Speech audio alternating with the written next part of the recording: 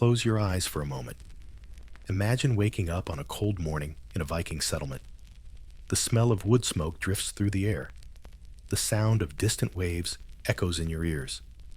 And outside your door, warriors are preparing for battle, but not in the way Hollywood ever showed you. In the next few minutes, we'll travel back to the world of Viking berserkers and Spartan warriors. Not the movie versions, but the real people. We'll uncover their secret training, their surprising beauty rituals, and the hidden power of Spartan women that could rival any general.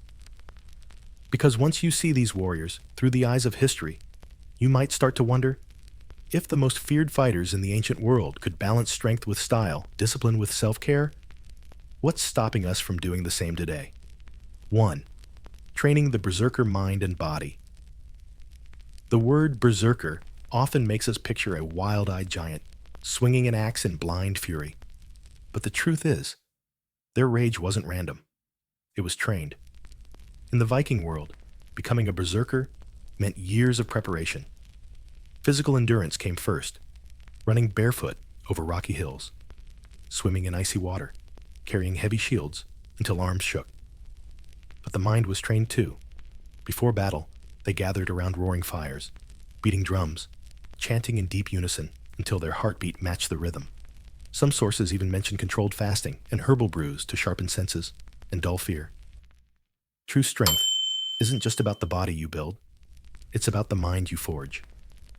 And these warriors didn't stop at training their minds and muscles. They understood that appearance could be a weapon too, which brings us to one of the most surprising truths about Viking life. 2. The Viking code of cleanliness and style.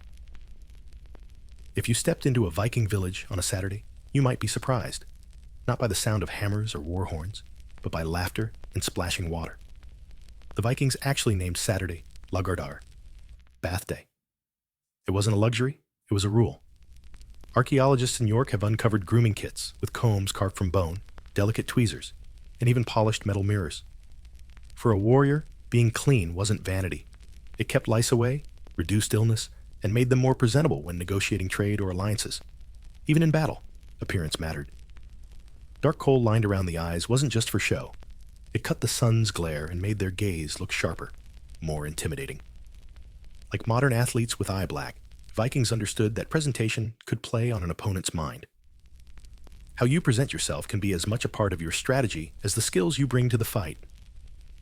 And while the Vikings mastered the art of personal presence, there was another society, far to the south, where power and strategy took on a very different form, especially in the hands of women.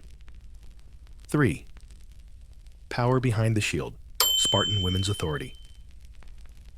If Viking men commanded respect on the battlefield, Spartan women commanded it in the marketplace, in the courts, and at home. While Athenian women were rarely seen outside without a male escort, Spartan women walked freely, managed estates, and even owned up to 40% of the land. They oversaw harvests, negotiated with traders, and kept the economy running while the men trained or fought. Imagine a tall woman in a crimson himation, a heavy wool cloak, standing in the agora, bargaining with a merchant over grain prices. She knew the yield from each field, the cost of each shipment, and could dismiss a lazy overseer without a second thought. Real power isn't always the one holding the sword. Sometimes it's the one who controls where the sword is sent.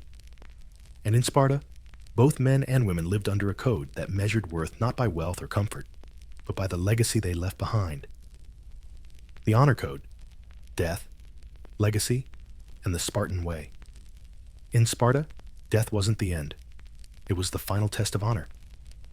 For men, that meant dying in battle. For women, it meant dying in childbirth, giving life to the next generation of warriors. Funerals were quick, almost restrained.